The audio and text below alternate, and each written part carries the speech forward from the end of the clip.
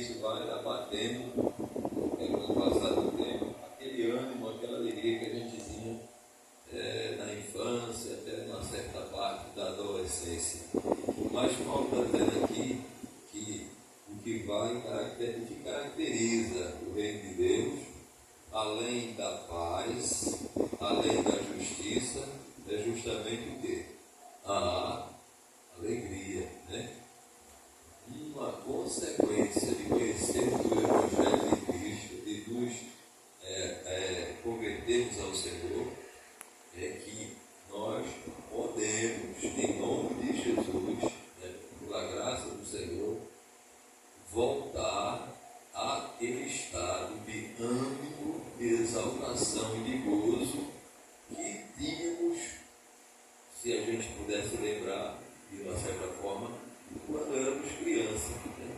Eu me lembro que eu sou feliz, eu posso dizer com os irmãos, que eu tenho alegria, eu sinto a alegria da salvação na minha vida. Mas eu me lembro, quando era criança, a gente se alegrava de uma forma tão grande, coisas pequenas, né? Coisas pequenas.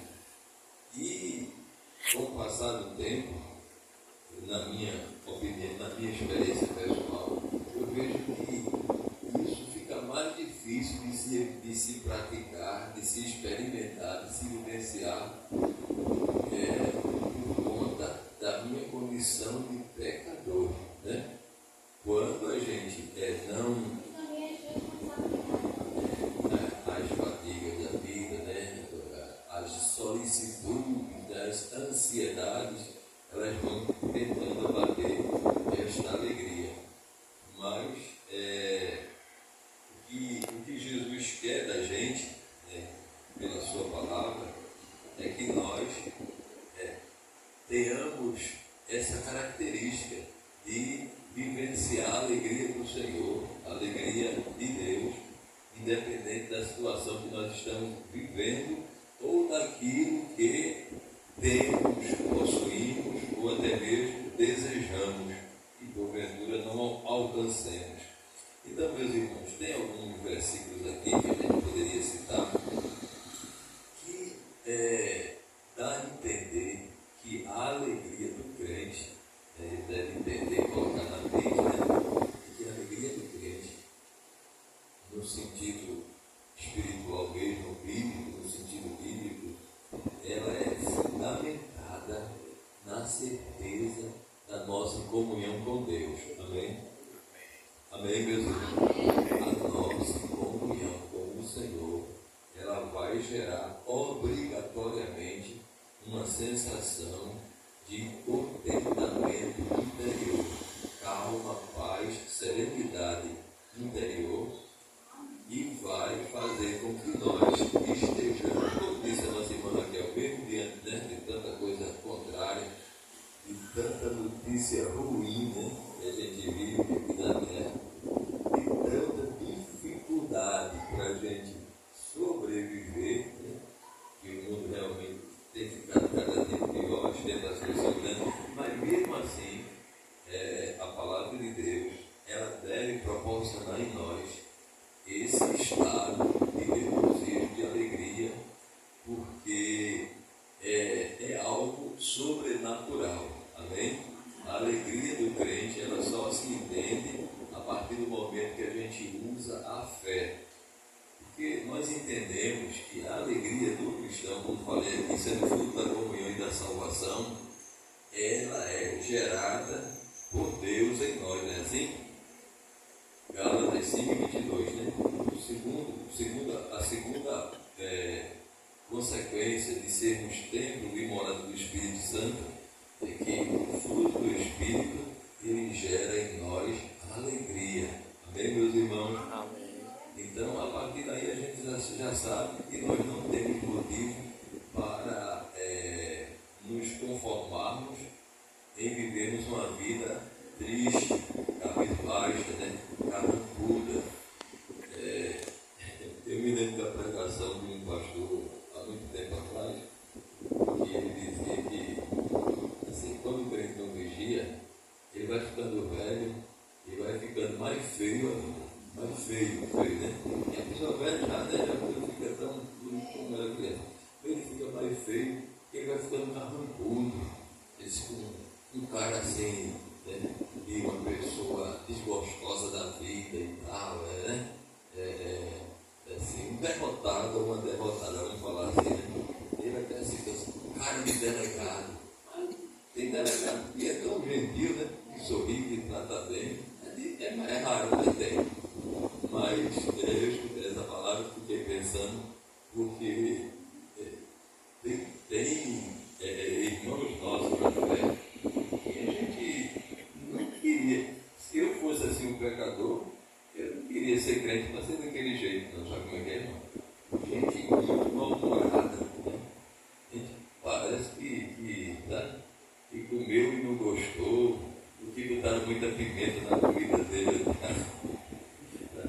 Então, a questão da nossa fé, de nós crermos no Evangelho, de ser morada do Espírito Santo, olha, a gente não vai ter motivo, da parte de Deus, para vivermos uma vida de angústia, de derrota, de tristeza. Porque o Espírito Santo garante que a presença de Deus, né, pelo Espírito Santo, garante que a presença dele em nós vai gerar esta qualidade, essa característica, né? Glória a Deus. E quando a gente tem Jesus na vida, tem o Espírito na vida, tem essa alegria de Deus na vida, a palavra do Senhor, ela nos garante que nós estaremos mais capacitados, mais fortalecidos para servir ao Senhor com fidelidade, para agradar a Deus, obedecendo a sua palavra, pois estaremos fortes, estaremos fortalecidos, vamos dizer assim, né? Forte provém de fortalecido. Deus mesmo promete que vai nos fortalecer, né? Se nós vivenciarmos, né? Darmos lugar. Alguém às vezes não dê lugar a Deus, né? Ou busque a Deus, deixe Deus trabalhar na sua vida, crendo na palavra do Senhor, na promessa dele, crendo realmente que nós estamos salvos em Jesus. Uma das características, entre tantas, mas eu tenho trouxe nessa noite, que vai ser a condição de contentamento, de regozijo, de gozo. E me foge na mente aqui um versículo, se alguém tiver com ele aí, que me fugiu, mas a Bíblia diz: quem está aflito, ore, né? Mas quem tem a alegria da salvação, uma das características dele é justamente o louvor, né? É justamente assim aquela liberdade que Deus nos garantiu em Cristo, né? Aquela liberdade para adorar a Deus, cantando, salmodiando, né? Abrindo a boca e louvando ao Senhor. Quem está alegre, a alegria de Jesus de Deus na nossa vida, a força do Senhor na nossa vida, ela nos proporciona força para adorar, para cantar. Então, quando a gente está louvando a Deus, cantando ao Senhor, estejamos num mar calmo ou vivendo uma tempestade nas nossas vidas, às vezes é brigado com o marido, ou com a esposa, ou, né, uma dificuldade material, financeira, sofrendo perseguição, mas quando a gente encontra forças para cantar, isso é resultado da presença, da alegria do Espírito Santo na nossa vida. Amém?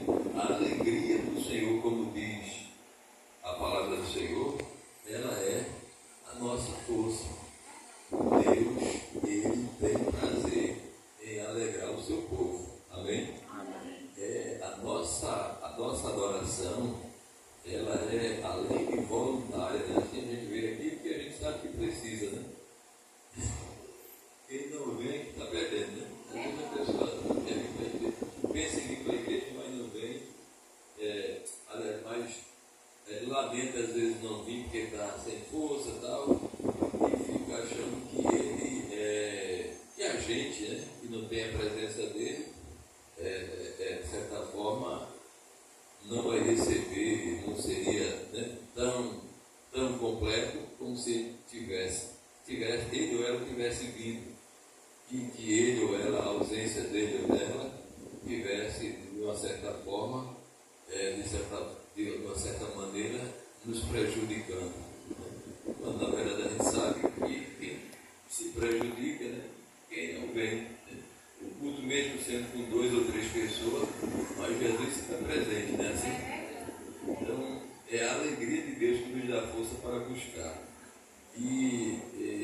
Conforme diz a palavra do Senhor,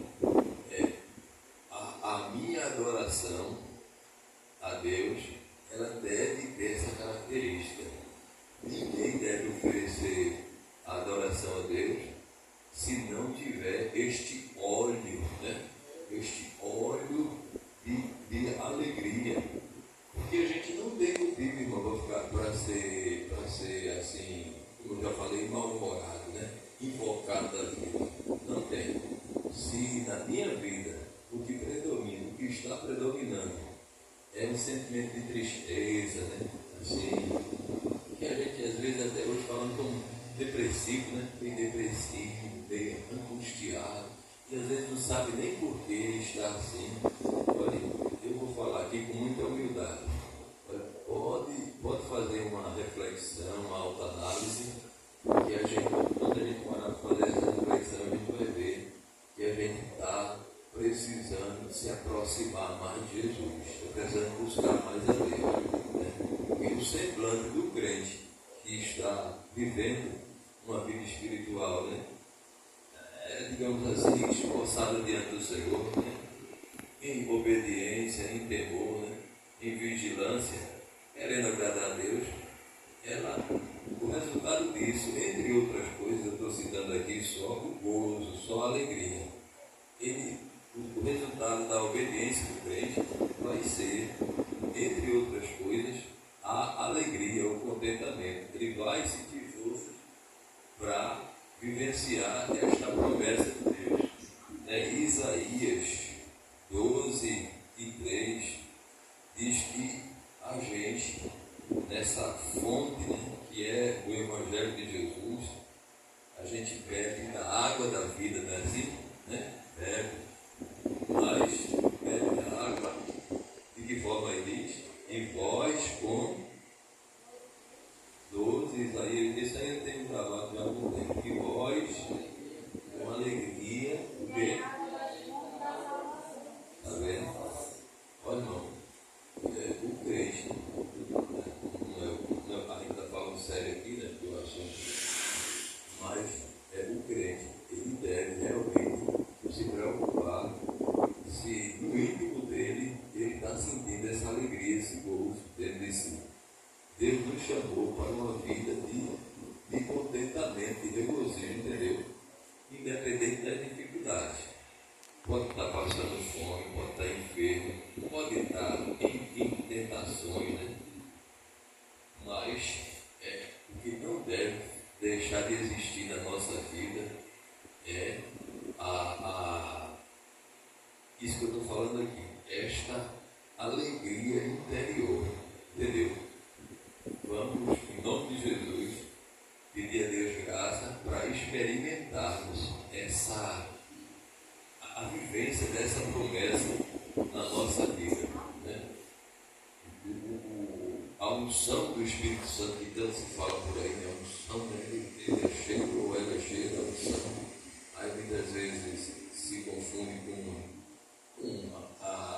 manifestações espirituais, muitas delas às vezes só de fachada, né? Só de aparência e algo assim carnal.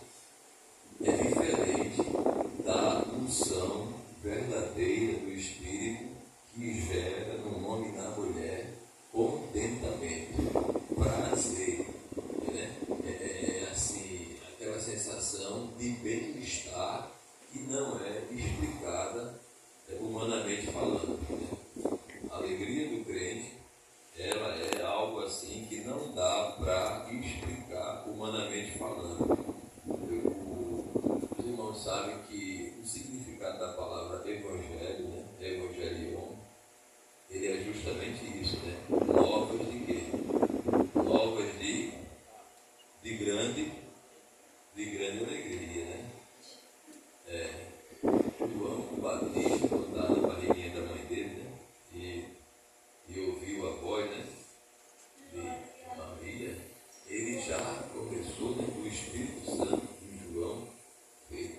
dele se alegrar, né? E assim, e a palavra da salvação, conforme diz aqui no Lucas capítulo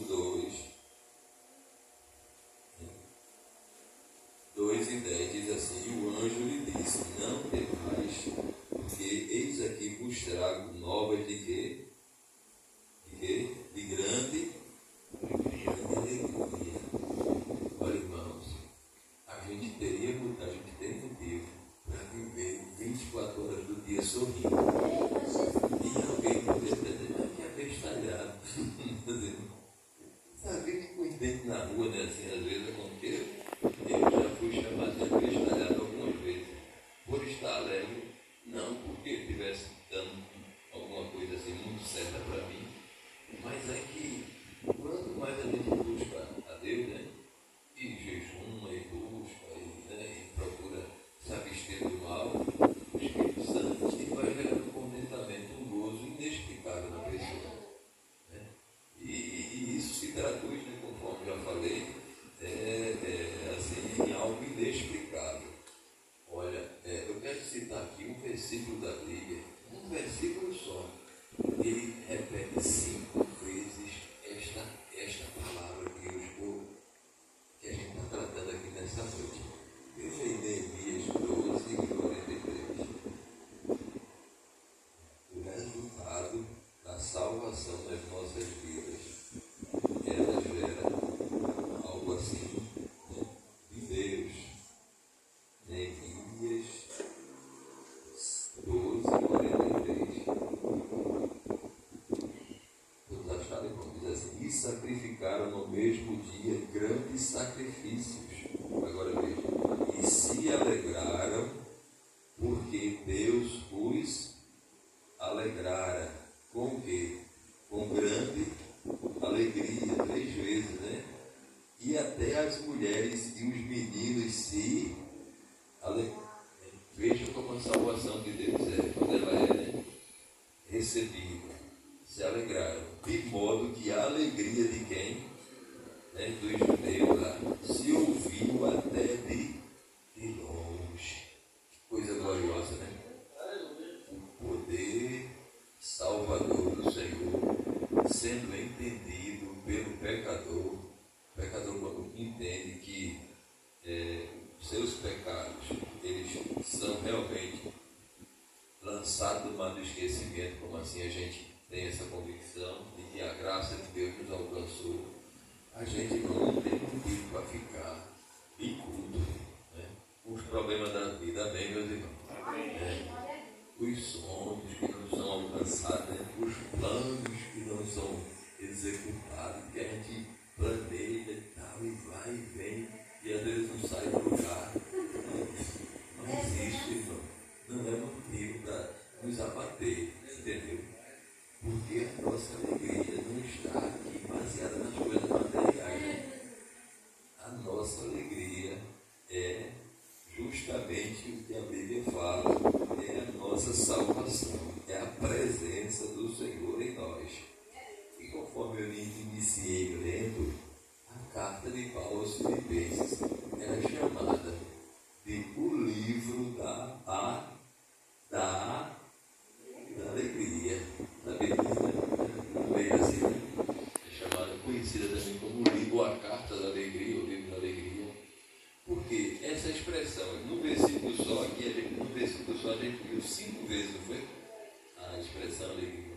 E na carta de Paulo aos Filipenses, entendendo e ressaltando que Paulo escreveu essa carta num momento difícil da vida dele, né? Paulo não tinha, humanamente falando, ele não tinha razão nenhuma para falar em alegria, nem em regozijo, nem em contentamento, nem em louvor, né? Porque ele estava na cadeira, isso com a possibilidade de ser executado. Mas ele cria, ele acreditava que Deus ia dar livramento para ele, e que ele ainda ia visitar os irmãos, ele ainda ia ganhar muitas almas para Jesus, mesmo sendo consciente de que isso talvez não acontecesse. Mas a fé que Paulo tinha, né, gerou nele, o Espírito Santo gerou nele esse contentamento. E a gente vai ver aqui, eu guardei aqui até algumas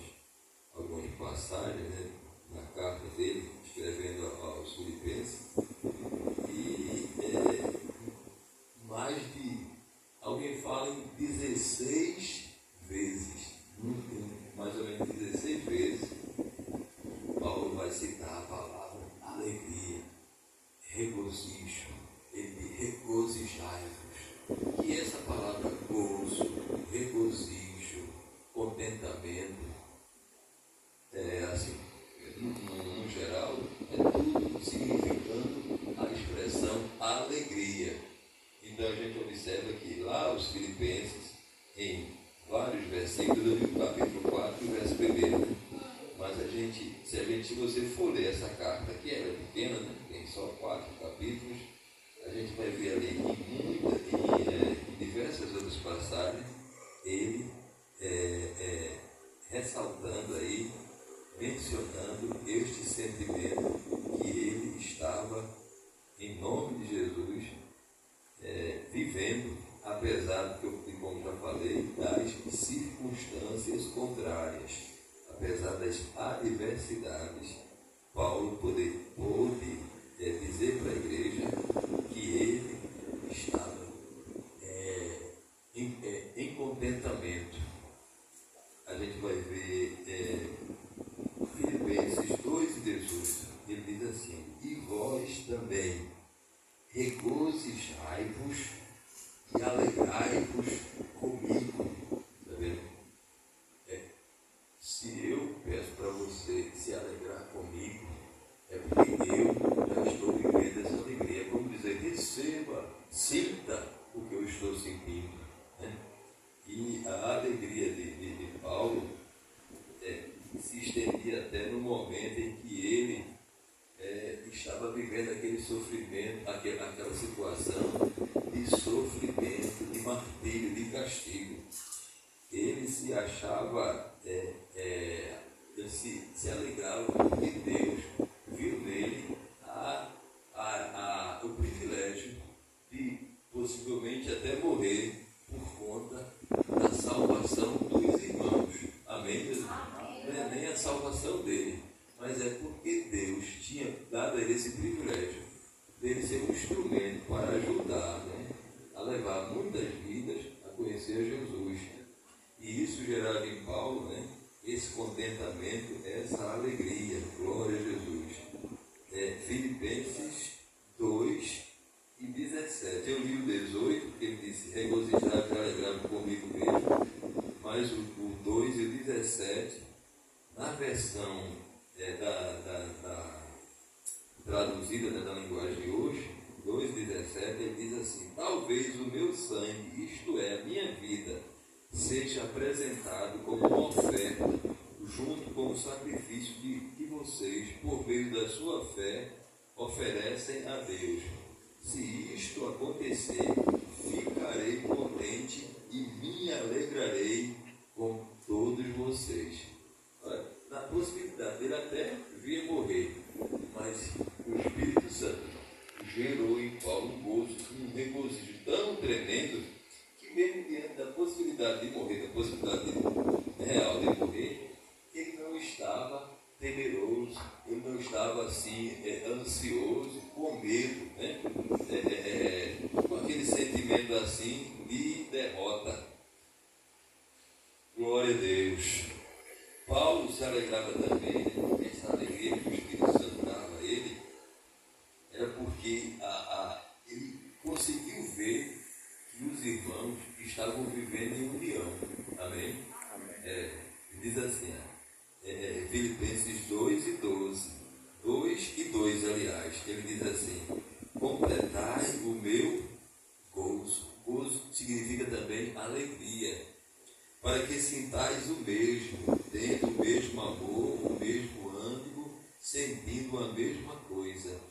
A alegria de ver a igreja unida, aliás, só o fato de ver a igreja unida em Cristo Jesus já era motivo para Paulo estar dando glória, louvando a Deus, né?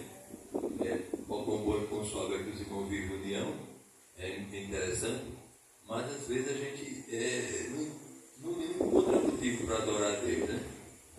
Ou para agradecer a Deus, ou para se alegrar no Senhor. Quando que coisas mínimas que Paulo está citando aqui já é motivo suficiente para a gente se alegrar no Senhor. A união dos irmãos, a paz que está reinando, né, à nossa volta, podemos estender também a nossa família, já é um motivo sobrado para a gente viver assim, alegre, em nome de Jesus. Como eu falei, são mais de 15 referências na carta aos Filipenses mencionando esse sentimento chamado alegria. está na minha frente aqui o capítulo 4 e o verso 10, que diz assim: ora, muito me regozijei no Senhor por reviver a vossa lembrança de mim. A empatia que Paulo tinha com a igreja, com os irmãos na fé, e o sentimento também recíproco dos irmãos para com ele, gerava no irmão Paulo, no nosso irmão Paulo, e deve também gerar em nós um motivo para vivermos alegres, né? Eu saber que você se preocupa comigo e você saber também que eu me preocupo com você é algo para adorarmos ao Senhor e bendizermos o nome dele e nos alegrarmos nessa comunhão. Amém? Amém. Glória a Deus, glória a Jesus. Meus irmãos, relacionado ainda à alegria, a gente vê que Jesus, uma das preocupações dele, uma das maiores promessas de Jesus, era para que a nossa alegria ela não fosse perdida no meio da caminhada. E ele orou a Deus para que a nossa alegria, ela mesmo no momento de dificuldade, ela se fortalecesse e renascesse das cinzas, vamos dizer assim. Porque teve um momento que Jesus preveu que os discípulos iam ficar tristes, não foi assim? Por conta de quê? Da morte dele, né? Da morte. Mas Jesus disse e profetizou, né? Prometeu e disse que aquele momento de tristeza ia ser passageiro. Na verdade, o que ia prevalecer na vida da igreja, dos discípulos da igreja, era isso que nós estamos falando aqui. Ia prevalecer o espírito de alegria, o Espírito Santo. E Jesus disse que a manifestação desse espírito, né, ou seja, a alegria de Deus, ninguém ia tirar de nós, né? Eu anotei esse versículo, mas foram tantos que está me fugindo aqui. Mas me parece, no livro de João. Se eu for citar a referência desse versículo, talvez a gente vai ter que gastar um tempo aqui. Mas está em João, que diz assim: a vossa alegria ninguém tirará. A fé nas promessas de Deus, ela gera no homem, como eu já falei aqui, esperança. Paulo, escrevendo aos Romanos, disse que a gente deve fazer o quê? Quem tem esperança é Romanos 12, né? Ele tem motivo para quê?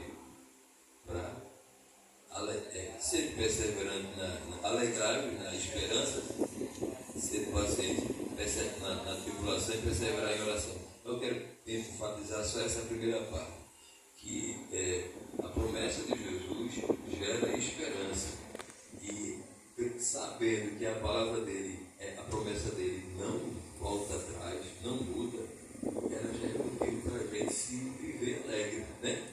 Para a gente, porque a nossa alegria, ela não é uma alegria assim como a provocada pelo vinho, ou pela conquista de algum bem material, ou por um sucesso alcançado, né? Uma conquista. Porque a gente vê aí o jogador de futebol, a gente vê o atleta olímpico se alegrando muito, né? Porque conquistou algo material, limitado, né? Temporário. Aquilo ali, na hora, gerou muita emoção, gera até lágrima, né? Muita coisa assim, uma conquista. Mas Paulo está dizendo que o que vai gerar na nossa vida alegria maior do que alguém que conquista algo muito, muito desejado aqui na terra, vai ser justamente a promessa de Jesus para a gente, aquilo que ele prometeu. Então, a palavra do Senhor, ela é o motivo pelo qual as promessas de Deus, né, a palavra do Senhor direcionada a nós como promessa, ela deve ser a semente que vai gerar esta colheita gloriosa chamada regozijo, alegria, contentamento, satisfação, gozo, né? Que é tudo, né? É expressão relacionada a esta qualidade indispensável na vida do crente. O crente, meus irmãos, eu me preocupo com esse sentido na minha vida. nós devemos ser crentes que transborde alegria, né? Que tenha assim algo, aquele brilho, né? Aquela coisa que o mundo não tem. Porque o mundo não tem esperança, né? O pecador ele não tem tudo que você tem, que Deus já lhe deu, que foi, né? Tanta coisa boa Deus já deu, né? A sua palavra ela é rica demais, é muita promessa que Deus tem para Israel, para a igreja, e de maneira que a gente não tem motivo para contar derrota, né? E nem estar choramingando. A hora passa, mas tem uma expressão no Salmo 119, o versículo 111. Lembram que o Salmo 119 é o salmo que exalta a palavra, né? O valor que a palavra tem, o efeito que ela gera na vida de quem nela crê. E diz assim: os teus testemunhos tenho eu tomado por herança para sempre. Pois o que é que ele faz no coração do crente? Pois são, nessa expressão mais antiga, ela fala em gozo, né? Gozo do meu coração. Numa versão mais atualizada vai falar em alegria. Então, a palavra de Deus, as promessas do Senhor na nossa vida, elas são motivos demasiadamente sobrados para nós vivermos em abundância de alegria. Porque a palavra de Deus, irmãos, ela traz a presença de quem? De Deus para a gente, não é assim? E a Bíblia diz que na presença do Senhor, o que é que não falta na presença de Deus? A abundância de quê na presença de Deus? O Salmo 16, o verso 11, né? Diz assim: na presença de Deus há abundante alegria, né? A abundância de alegria, né? A gente fala assim, né? Tem até uma expressão lá em Jó, no capítulo 41, que diz: diante dele até a tristeza salta de alegria. Aí a gente às vezes cita esse versículo como se fosse diante de Deus, mas ali é diante do Leviatã, né? É um monstro grande, é como se fosse um hipopótamo, um animal bem feroz, que quando alguém se vê diante de uma onça brava, diante de um bicho desse, a pessoa, a expressão ali, alegria, ela quer dizer mais assim, alegria quer dizer quer correr, quer sair da alegria ali, no caso é pavor, é temor. O contexto mostra que aquela alegria ali uma força que a pessoa tem para reagir correndo diante daquela fera temerosa, assim, assombrosa. No capítulo 40 e no 41 fala do Behemonte e do Leviatã. Deus interrogando a Jó.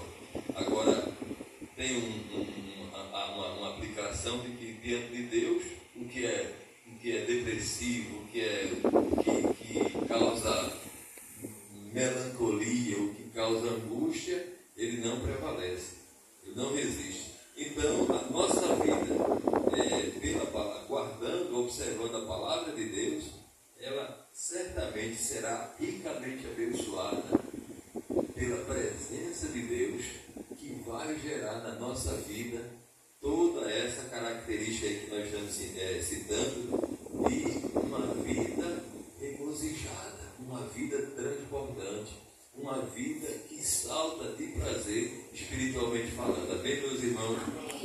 E são muitas as promessas na palavra do Senhor que vai assim corroborar com o que nós estamos citando aqui. O livro de Isaías, ele também tem vários versículos, irmãos, que falam que para quem crê na promessa, quem crê na palavra, a alegria de Deus, a alegria da salvação, ela será contínua, ela será verdadeira, será permanente. Diz até numa expressão bem forte que ela será perpétua. Amém? Ninguém pode tirar. Eu poderia citar só esse para a gente encerrar, né?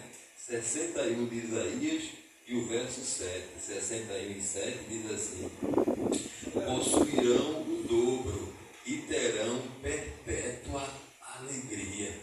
pastor irmão, que promessa.